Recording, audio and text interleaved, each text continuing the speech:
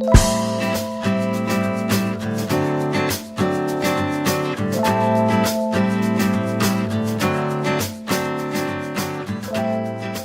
assembled a fine group here to talk to you about digital enterprise based on their experience. I'm going to let them introduce themselves. The format of this panel basically is we would like to spend a bit of time, something like 20 minutes, 25 minutes maybe, talking about their experience, and then give you the opportunity to basically ask your questions, as this nice lady I was saying. Or we open the Twitter thing as well, right? So if you're shy, you don't want to raise your hand and say something, the other opportunity for you is to actually put that question on Twitter, and the team will be watching the feed and will ask the question on your behalf, basically. So I'll just pass the... You have one microphone behind you, maybe? There you go. Ladies first. Gina, you'd like to introduce yourself? Why? Ladies first. My name is Gina Cooney. I'm from the Royal Automobile Association of South Australia, or that's RAA. Shall I do? I'm the team lead for integration and configuration. At RAA, we started with no integration platform. I came to work for them in 2013. And in 2014, I introduced the concept of maybe we need one. There are a lot of projects that we've got. Integration is only one pillar of that project. We've got a digital strategy, which is another pillar, and also a data strategy. And integration is the underpinning technology for, or the underpinning platform for that one.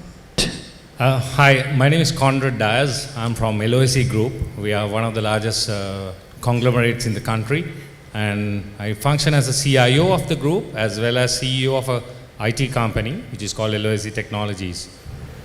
Hi, I'm Chandika Mendis, Head of Engineering / CTO / Chief Geek for Virtusa. Virtusa is an IT consulting organization headquartered in Boston. We have branches in Sri Lanka and India, as well as Europe and many other European countries. So my role, when it comes to digital transformation, I look at two aspects. One is when it comes to our clients. A lot of our clients are undergoing digital transformation exercises, and me and my teams do get involved in those engagements very heavily, particularly when it comes to some of the new technologies as well as some of the strategy kind of discussions. And the second part of my role is when it comes internal. We are really trying to make use of digital technologies internally in terms of enabling our workforce, our engineers. So there's a lot of enablement that we can do. We figured out that there's a lot of areas that we can improve, making use of digital technologies internally as well. So it's kind of an exciting journey for us. Hi, Ramesh Anmuganathan from John Keels. I act as the Executive Vice President and Group CIO. As you know, John Keels is diversified into 7 sectors, into 80 businesses, and currently crosses about $800 million US in turnover and 14% of the market cap. Probably maybe second to Virtusa if it gets listed in Sri Lanka. But as you would appreciate, I think probably from last 2 days deliberations, when we have a widespread of businesses who earns margins ranging from 20% to 1%, unifying them on a common platform in digitalization is a challenge, right? And probably in ensuing discussions, I'll contribute to that. I'll leave Park discussion at the moment. So our digitalization journey, in true sense, probably started when our deputy chairman got his hands on an iPad in 2010, right? So obviously, like we did day-to-day digitalization stuff in terms of automation. But the challenge came when he came and said, how do I access my email on this iPad, right? And we were running Lotus Notes, as you know, very traditional legacy infrastructure, right? That was way back in 2010. So today, 6 years hence, we are on O365 on the cloud with 4,500 mailboxes. I think probably first in the region to move to O365, including the collaborative platform, SharePoint, OneDrive, Lync. And today, every one of our employees with a mobile device and internet access could be truly be working from any part of the world. right, in terms of employee-centric services. And that's the enablement that we've achieved over the last 5 years. And it was not an easy journey, right? And I don't want to delve into the details because I don't think I'll have the time. But specifics in terms of that whole journey is in terms of people having a vision in terms of what you want to see in the future.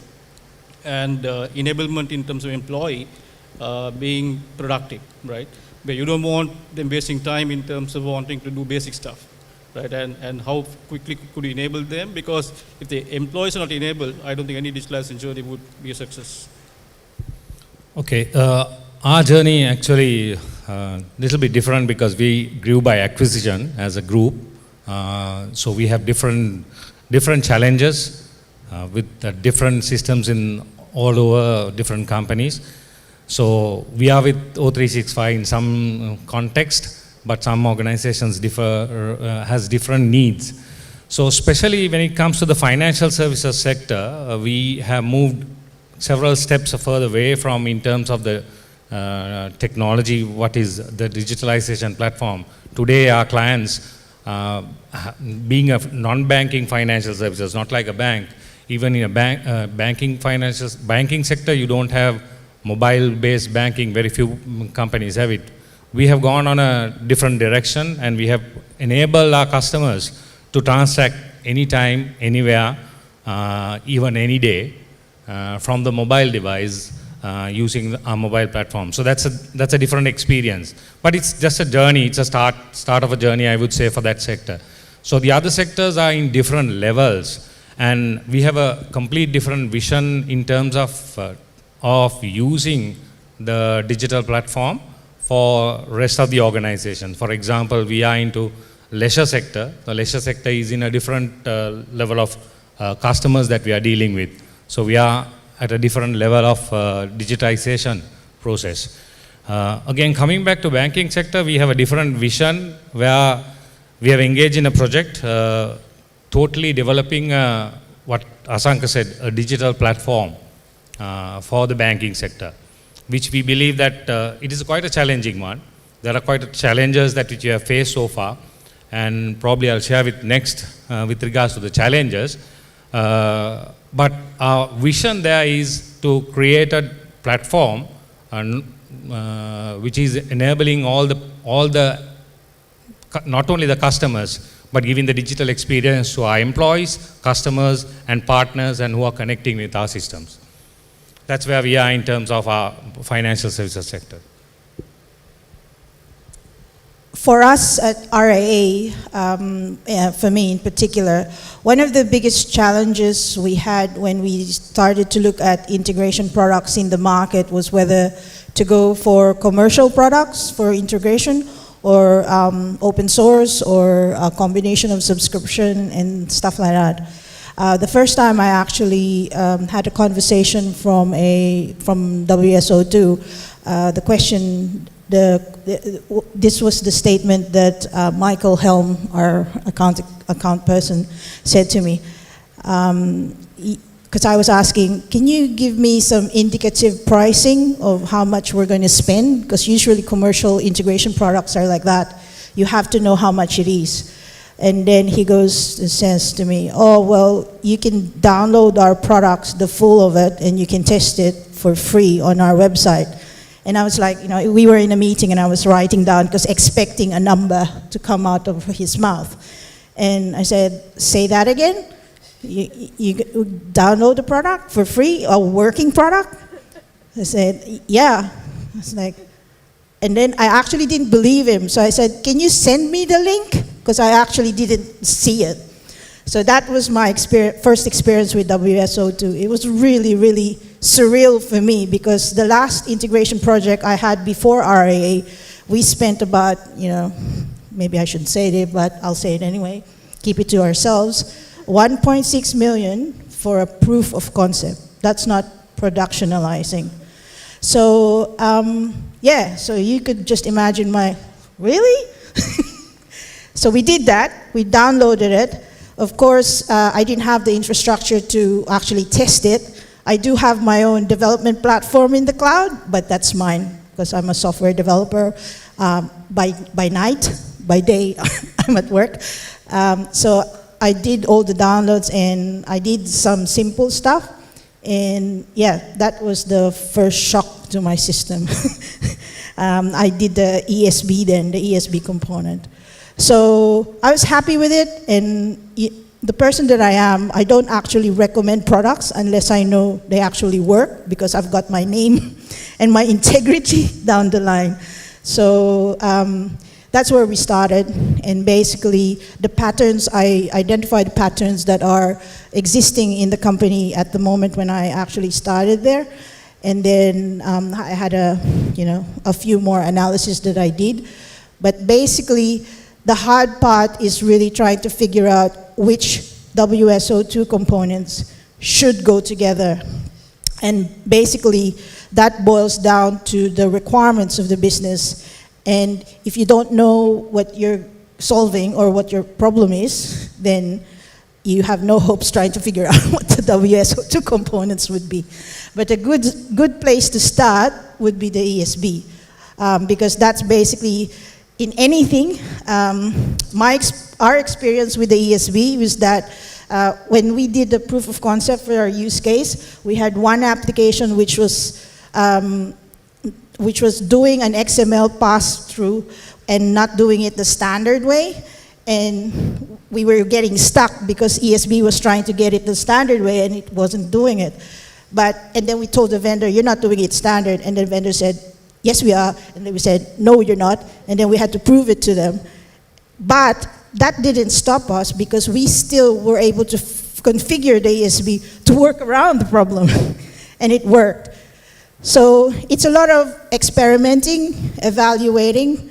But I guess with any other product, you gain confidence once you see it working.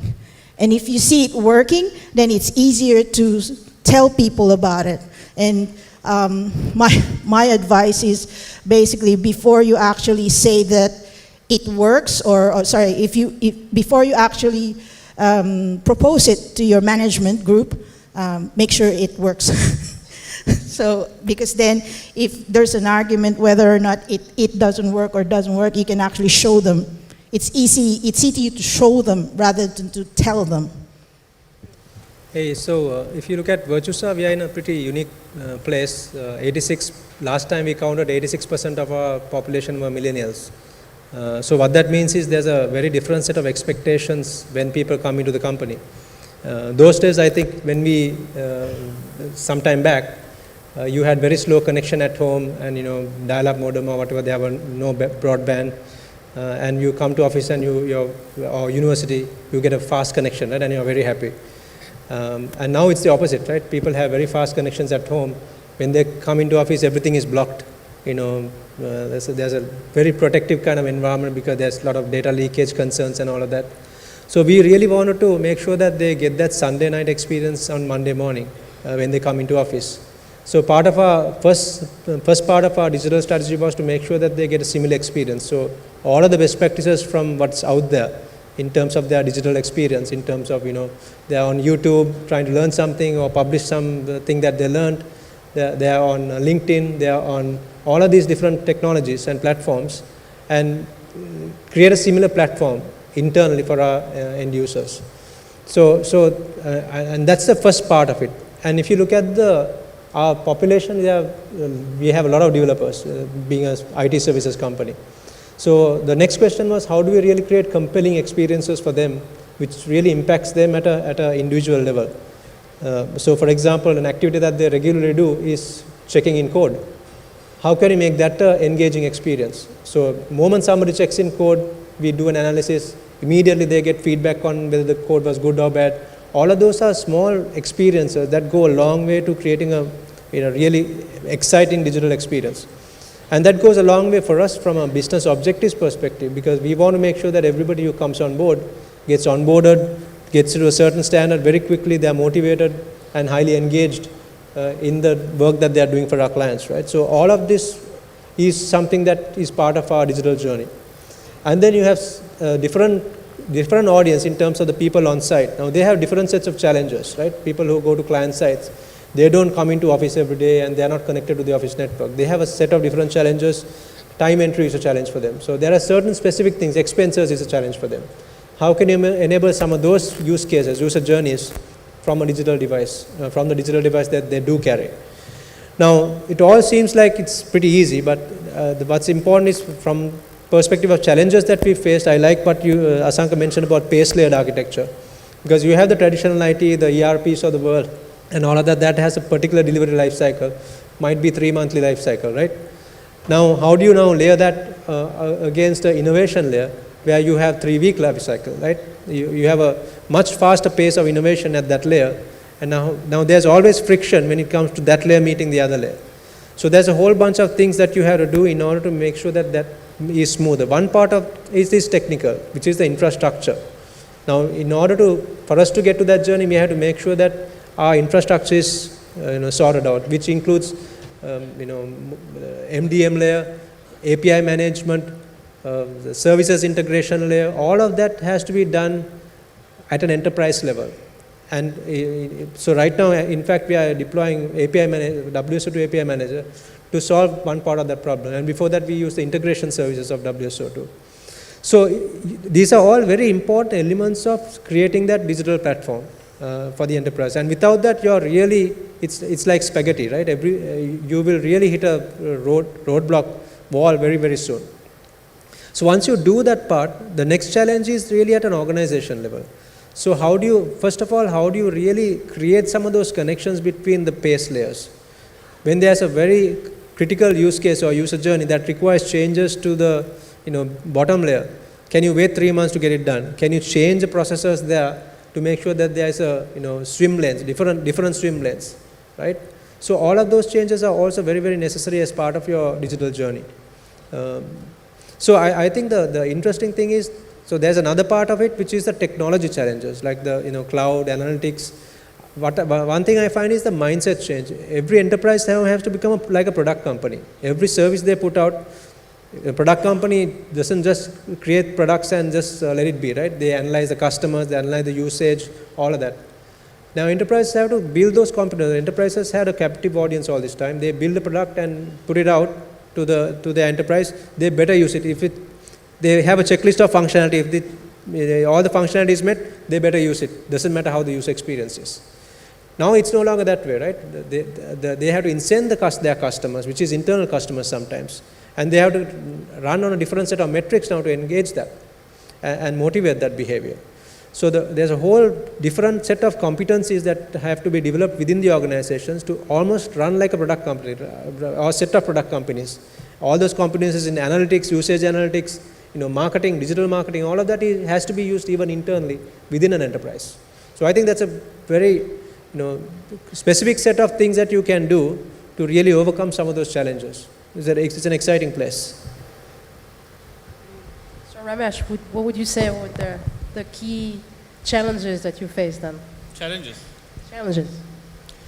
I think the biggest challenge, as I said, we've been an SAP shop since 2004, right? All our 70 companies run on a consolidated ERP, including the hotels, run on a platform called Indra, which is on the PMS, which is built on SAP.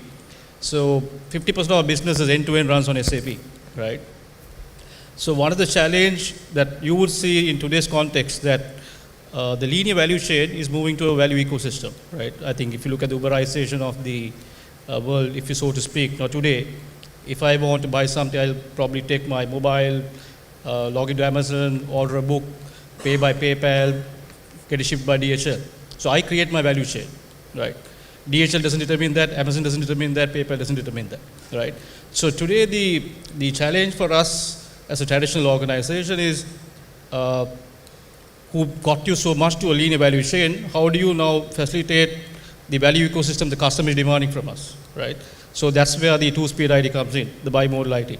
So the mode one is what our ERP, the traditional transactional based thing that we are running.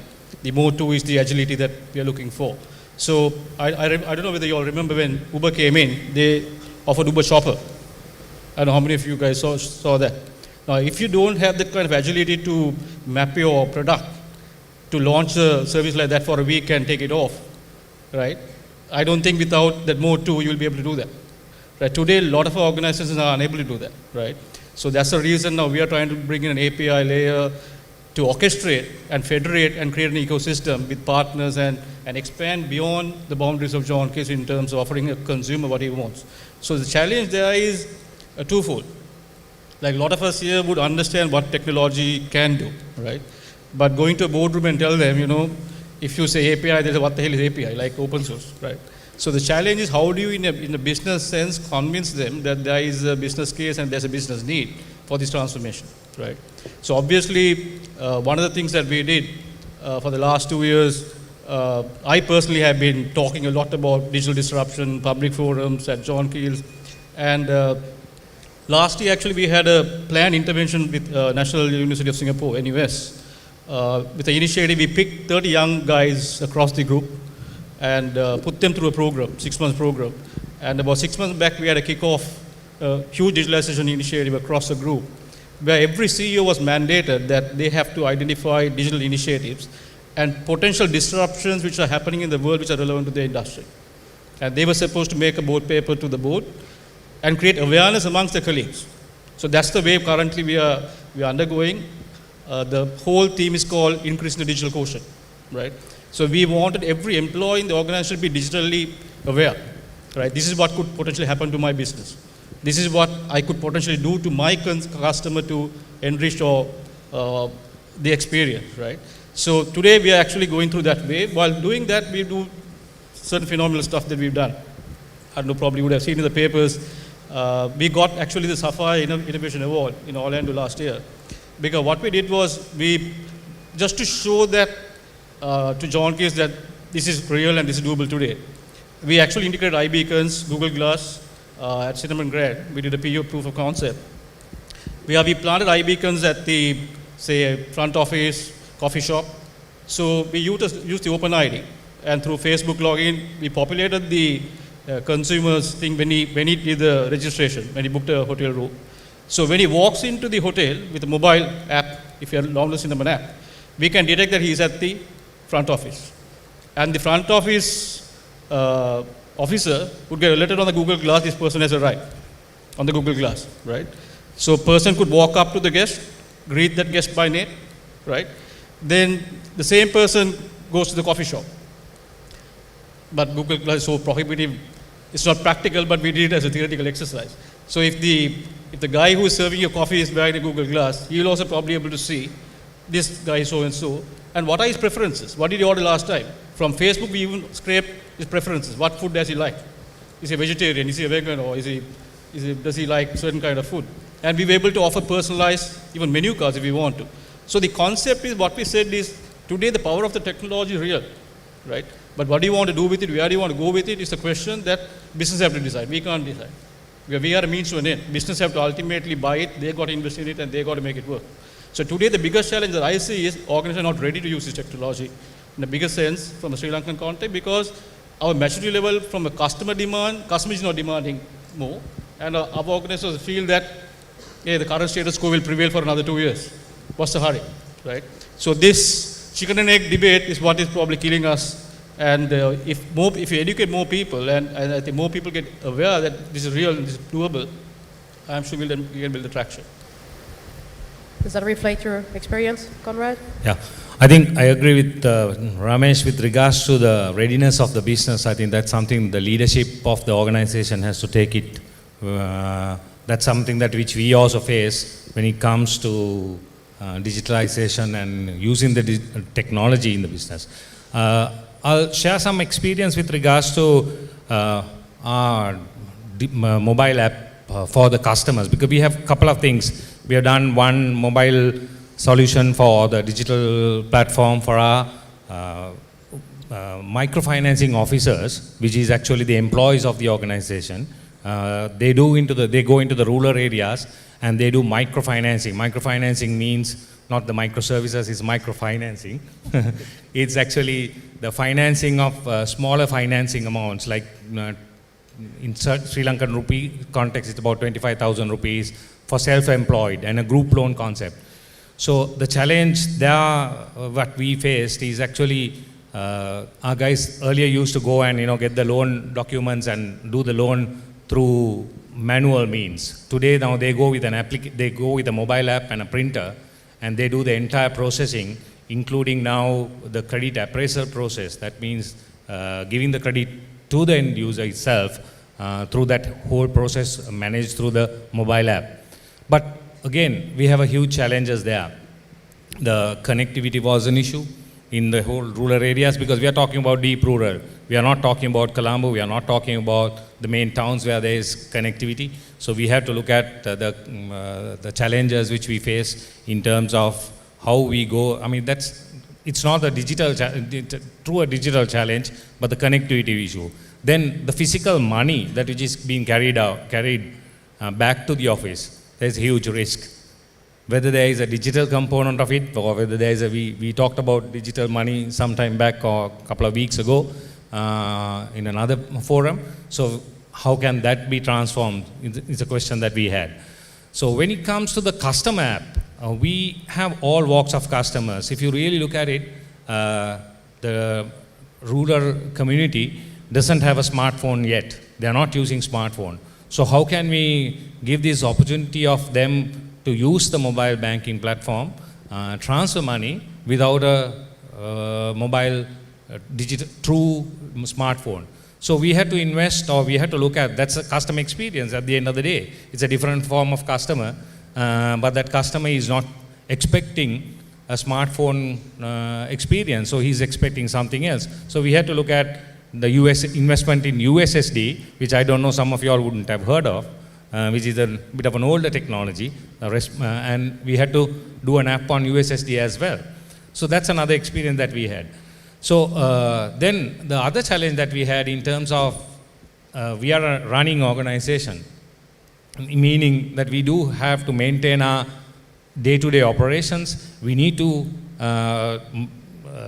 adhere to the governance things in the organization because of a finance organization, and we need to find a mechanism of how do we deliver this digital platform while we are doing the on the traditional platform. So we need to look at something differently, and we carved out two teams for that. Actually, we call it, I don't know, on the BCG, Boston Consultants Group say two-speed IT kind of a concept, and Gartner is saying, I think, some other, bimodal IT, right? So similar concept that we adopted, we looked at, carved out a technical team who will do this faster delivery, faster technology using different things, and the other team of people. So that's another challenge that we face, which we are facing, still we are facing with the integrations. I think thanks to like the ESP and all that, we solve it to a certain extent. That's another challenge that we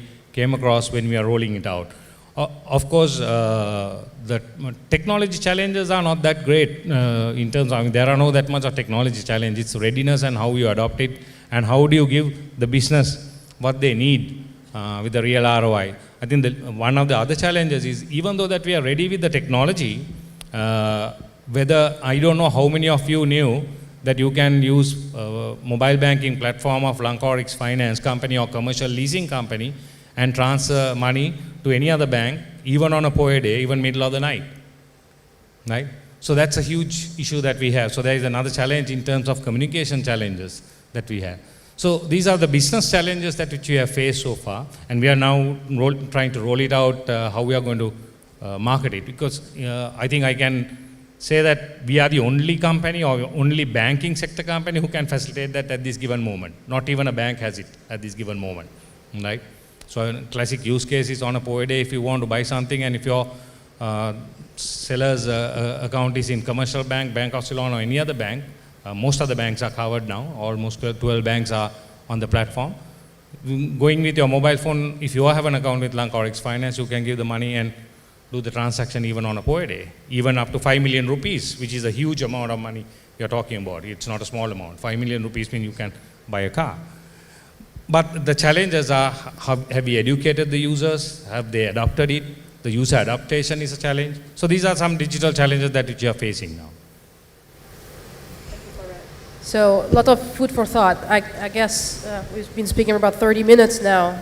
Time has come for you to start speaking and asking some questions to our panel here have a lot of experience, so I'm sure they can address pretty much any question you throw at them. Do we have any volunteer or anything on Twitter happening? I'm going to put some light on you now so we can see you same way you see us. Anybody? We just need one volunteer. There you go. Just wait for a microphone to come to you. Minora? Thank you for sharing your insights. Very interesting. So I know all of you manage large IT teams, software developers, and you all are managing these transformation projects. So I wanted to hear a little bit about the people aspects of it, because you talked about two-pace development, bimodal IT. So you're talking about two very different kinds of people engaging, and how do you manage that?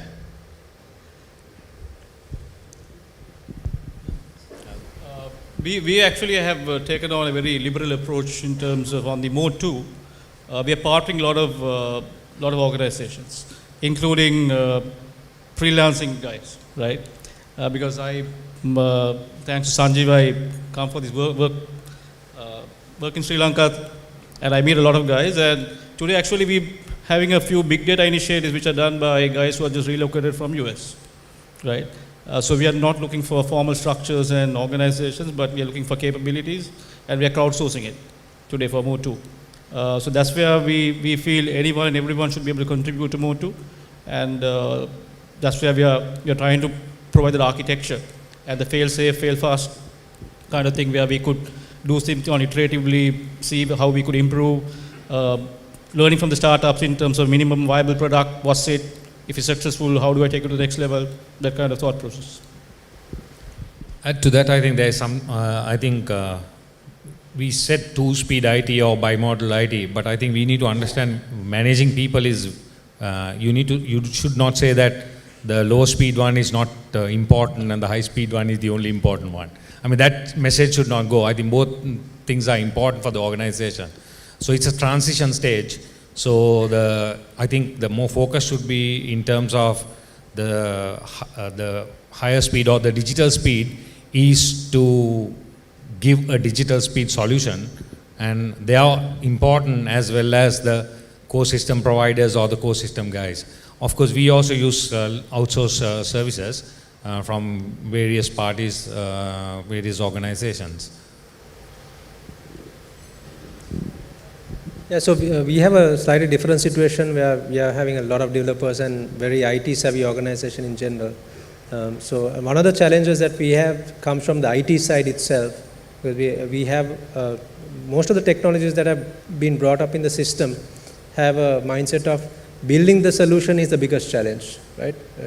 They think building some solution, they try to delve into the technical areas and technical challenges and all of that, and without really thinking about what challenge are they trying to solve, and what do you want to achieve, because they expect somebody else to do that thinking. Now you want an IT organization that really changes that mindset and starts experimenting much more, and really thinking about the business objective and collaboratively working with the business to achieve business outcomes. And sometimes you do that with things like minimum viable product.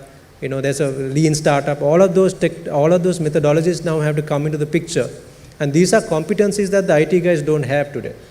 Right? That's one of the biggest challenges that we need to face, and those are competencies that we need to impart. And sometimes certain processes and trainings need to be done in order to make sure that we elevate the IT organizations to start thinking that way, almost like entrepreneurs. Right? The entire IT organization has to be like entrepreneurs. Take some risks, really do some experiments and really figure out what the path is, rather than wait for somebody to give the requirements and get it done. I couldn't agree more. Sometimes it's the IT group is the devil in itself. There's a lot of solutions that can be done, and sometimes it's really hard. In our group, we're containing the education first in the IT team, and once we're happy with that, then we'll go to the other business units. My question is related to two parts. First is on the user side or the customer side. And second is on the analysis side.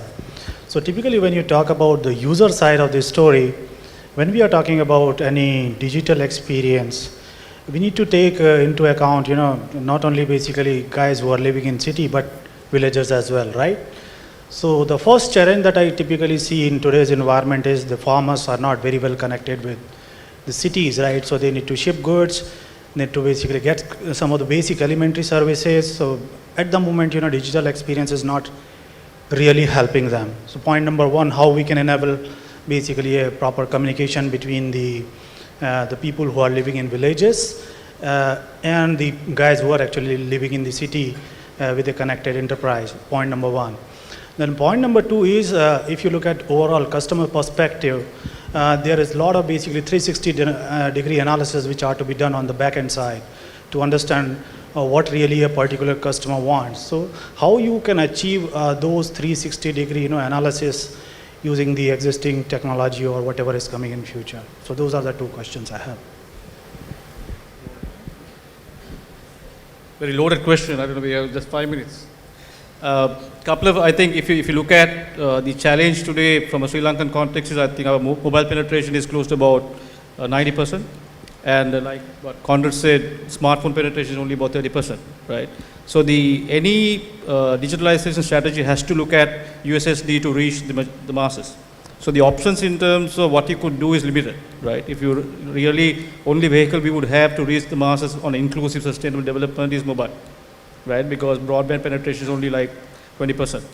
So given that challenge, the biggest issue is how do you even get.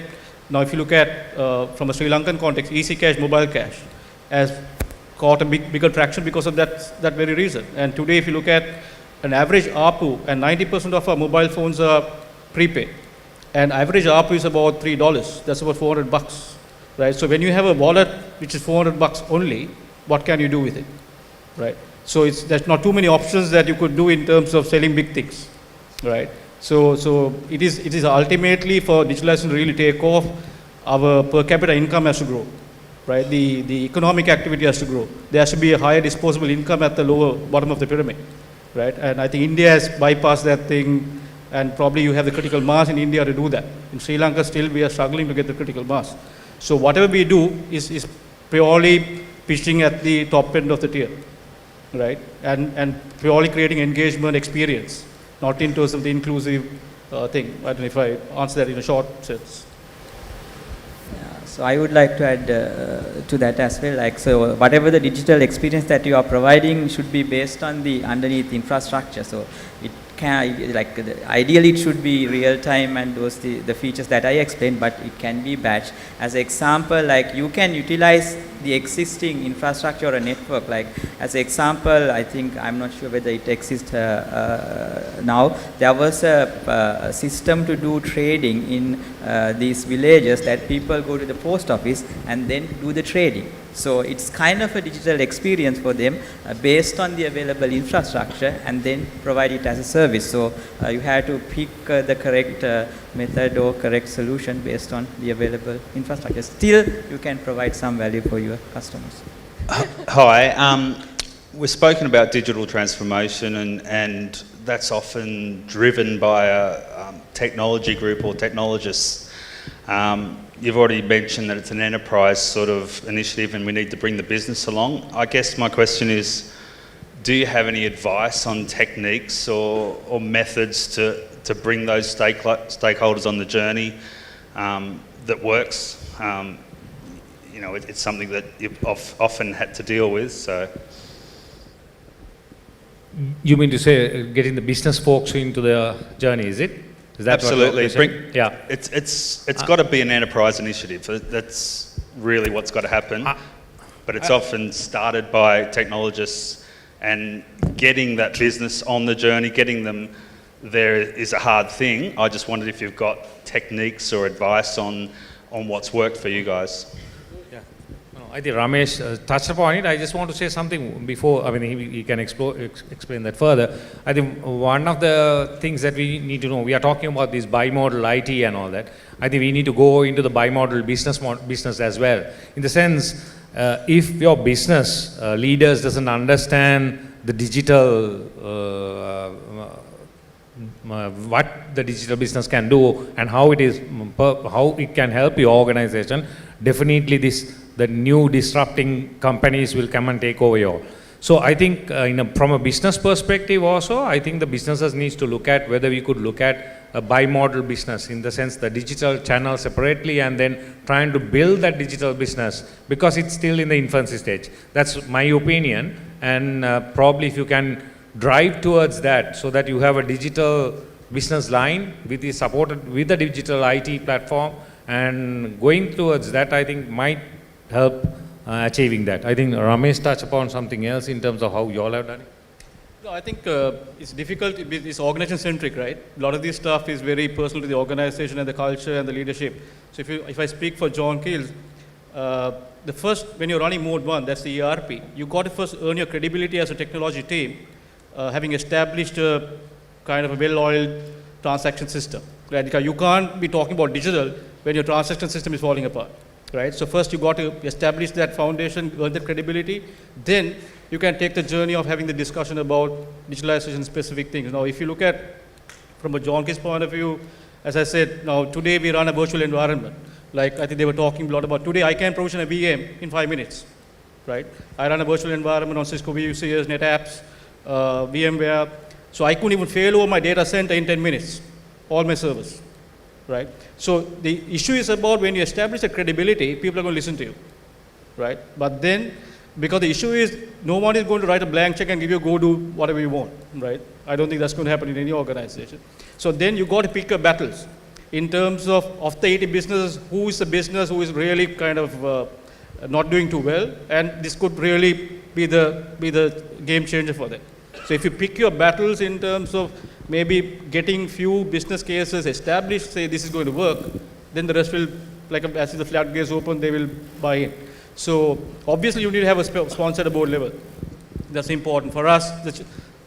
Fortunately, our chairman himself sits on the digitalization committee as a chairman, right? So which is a good thing for us, because when you have that kind of buy-in, it's very easy to drive initiatives. But when you don't have that buy-in at the C level, at the board level, it will be a challenge. So it's important to get the sponsor and work with him to get things going. So I think it's also important to get the mindset shifted, and sometimes it's good to get a consultant, sometimes get the business guys into a room, really help create that paradigm shift in their mind, that it's a new world. I think that's really important to do that homework upfront, because it really opens their eyes to the opportunities and opportunities to come. That's a really important step in this direction. Otherwise, they all have heard about the buzzwords, doesn't really know how it applies to them or to their careers and all of that. I think that's something very important to achieve initially. And avoid jargon. Avoid the acronyms, talk business language. I think that works. Yeah. Well, finish on that note. I like that one. Well, thank you very much for your attention. And please give a big round of applause for the team here. And thank you very much.